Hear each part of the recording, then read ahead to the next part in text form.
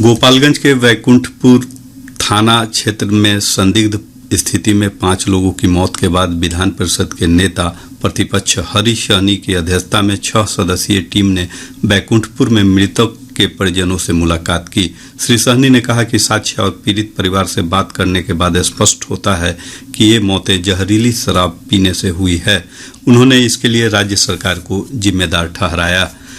विश्वविद्यालय अनुदान आयोग यूजीसी राष्ट्रीय पात्रता परीक्षा के पाठ्यक्रम में संशोधन करेगा। आयोग के अध्यक्ष एम जगदीश कुमार ने बताया कि एक विशेषज्ञ समिति के माध्यम से नया पाठ्यक्रम तैयार किया जाएगा।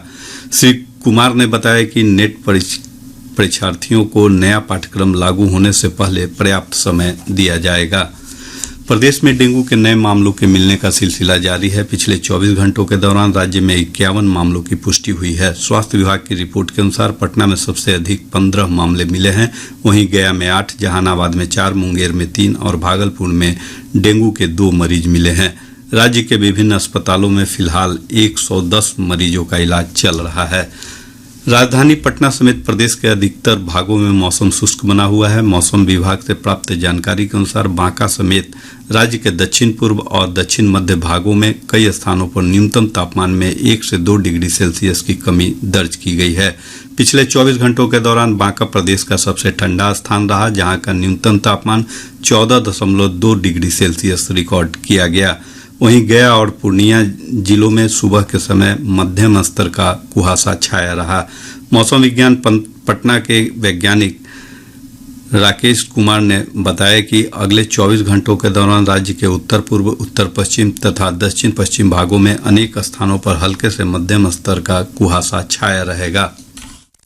अगले 24 घंटों के दौरान राज्य का मौसम आमतौर से शुष्क बना रहेगा। राज्य के उत्तर पूर्व, दक्षिण पश्चिम एवं उत्तर पश्चिम भागों के जिलों के कुछ स्थानों में सुबह के समय हल्के से मध्यम स्तर का कुहासा एवं राज्य के अधिकांश भागों में धुंध छाए रहने का पूर्वानुमान है। अगले 24 घंटों के दौरान राज्य के न्यूनतम तापमान में कोई विशेष परिवर्तन की संभावना नहीं है।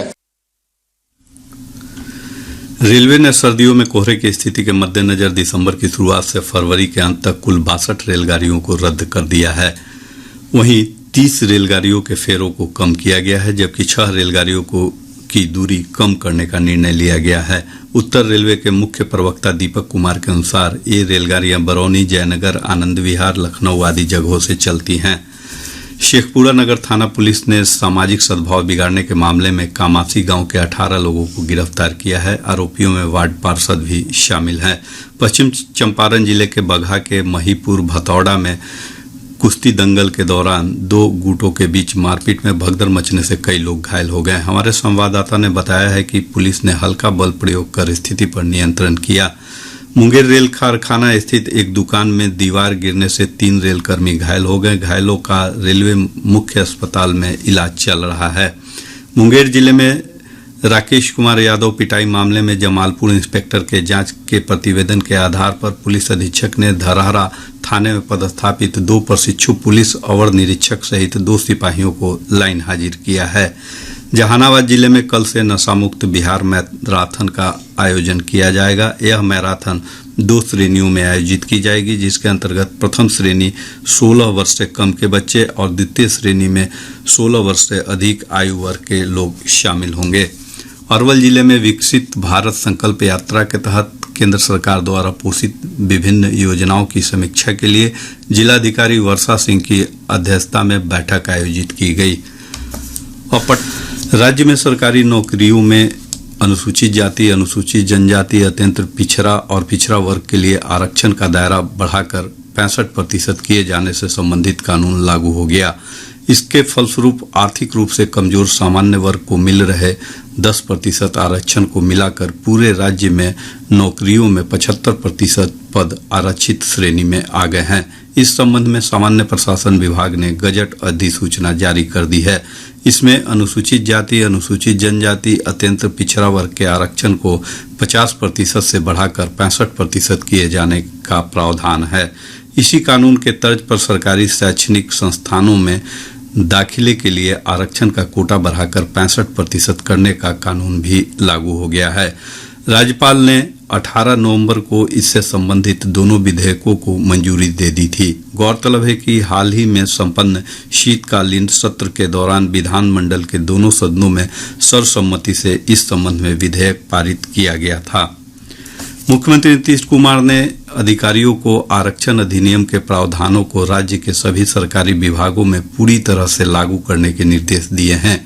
एक अणे मार्ग में आयोजित समीक्षा बैठक में मुख्यमंत्री ने कहा कि आरक्षण के दायरे में विस्तार का उद्देश्य लोगों को तेजी से लाभ उपलब्ध करवाना है।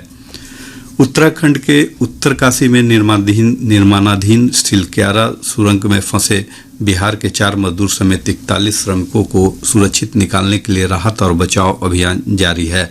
प्रधानमंत्री नरेंद्र मोदी ने मुख्यमंत्री पुष्कर सिंह धामी से फोन पर बातचीत कर राहत और बचाव कार्यों की जानकारी ली। प्रधानमंत्री ने कहा कि सभी श्रमिकों को सुरक्षित निकालना हमारी शीर्ष प्राथमिकता है। बचाव अभियान में और तेजी लाने के लिए सुरंग के ऊपरी हिस्से से वर्टिकल ड्रिलिंग मशीन घटना स्थल पर पहुंच गई है। फंसे हुए मजदूरों से बचाव दल ने इंडोस्कोपिक फ्लैक्सी कैमरा के जरिए बातचीत की। NHIDCL ने आवश्यक वस्तुओं की आपूर्ति के लिए 6 इंच व्यास वाली पाइपलाइन के ड्रिलिंग पूरी कर ली है। इसके माध्यम से फंसे हुए श्रमिकों के साथ वीडियो संवाद स्थापित किया गया। साथ ही कंप्रेस्ड हवा और पानी के दबाव का उपयोग करते हुए पाइपलाइन के अंदर मलबे को साफ करने का प्रयास किया गया। सुरंग के भीतर सभी मजदूर सुरक्षित हैं। अंतर्राष्ट्रीय सुरंग और भूमिगत स्थल संगठन के अध्यक्ष आर्नोल्ड घटनास्थल पर मौजूद हैं। उन्होंने कहा कि जल्द ही सभी मजदूरों को बाहर निकाल लिया जाएगा। इस बीच सूचना और प्रसारण मंत्रालय ने टेलीविजन चैनलों से मजदूरों के बचाव अभियान से संबंधित समाचारों को प्रेषित करते समय संयम बरतने तथा इन्हें सनसनीखेज न बनाने को कहा है। मंत्रालय ने आज एक परामर्श जारी कर कहा है कि समाचार चैनल सुरंग के निकट से बचाव अभियान से संबंधित वीडियो और किसी तरह की पोस्ट प्रेषित करने से बचें। चैनलों से यह भी कहा गया है कि बचाव अभियान से संबंधित समाचारों की हेडलाइन, वीडियो और चित्र प्रेषित करते समय सावधानी और संवेदनशीलता बरती जानी चाहिए। सेना भर्ती कार्यालय दानापुर कल से 3 दिसंबर तक अग्निवीर सैनिकों की भर्ती के लिए रैली का आयोजन करेगा। 24 नवंबर से 30 नवंबर तक सभी अग्निवीर श्रेणियों के लिए भर्ती रैली आयोजित होगी। 2 दिसंबर और 3 दिसंबर को अग्निवीर, जनरल ड्यूटी, महिला सेना, पुलिस के लिए भर्ती रैली आयोजित होगी। दानापुर केंद्र के भर्ती निदेशक कर्नल करण मेहता ने बताया कि इस भर्ती रैली में पटना, सीवान, सारण, गोपालगंज, वैशाली, बक्सर और भोजपुर के अभ्यर्थी शामिल होंगे। पूरी प्रक्रिया दानापुर छावनी स्थित चांदमारी मैदान में संपन्न होगी। प्रदेश में अनुसूचित जाति और जनजाति तथा पॉक्सो अधिनियम के तहत दर्ज मामलों के निष्पादन की अब दैनिक रिपोर्ट बनेगी। इन मामलों से जुड़े सभी कांडों की रिपोर्ट प्रतिदिन जिला स्तर पर बनाई जाएगी। गृह विभाग ने पुलिस मुख्यालय के माध्यम से इससे संबंधित निर्देश सभी जिलों को जारी कर दिए हैं। निर्देश के अनुसार इन संवेदनशील मामलों की रिपोर्ट को पुलिस मुख्यालय के अलावा गृह विभाग को भी भेजनी होगी। स्वास्थ्य विभाग ने बिहार स्वास्थ्य सेवा संघ भाषा के आह्वान पर कल सरकारी चिकित्सकों के कार्य बहिष्कार के बाद हड़ताली चिकित्सकों को 1 दिन का वेतन नहीं देने का निर्णय लिया है। विभाग ने इन चिकित्सकों पर नो वर्क नो पे लागू करने का निर्णय लिया है। विभाग के अपर मुख्य सचिव प्रत्यय अमृत की ओर से सभी मेडिकल कॉलेजों के प्राचार्य, अधीक्षक और सभी सिविल सर्जन को इस संबंध में पत्र भेजा गया है।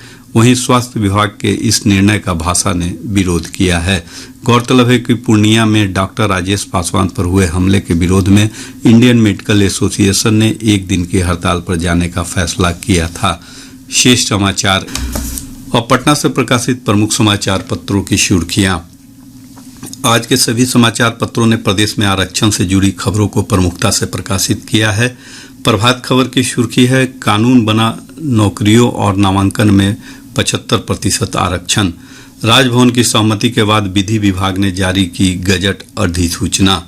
हिंदुस्तान ने उत्तराखंड की सिलक्यारा सुरंग में राहत और बचाव कार्य को सचित्र प्रकाशित किया है। अखबार लिखता है, 10वें दिन 6 इंच के झरोखे से झांकी जिंदगी।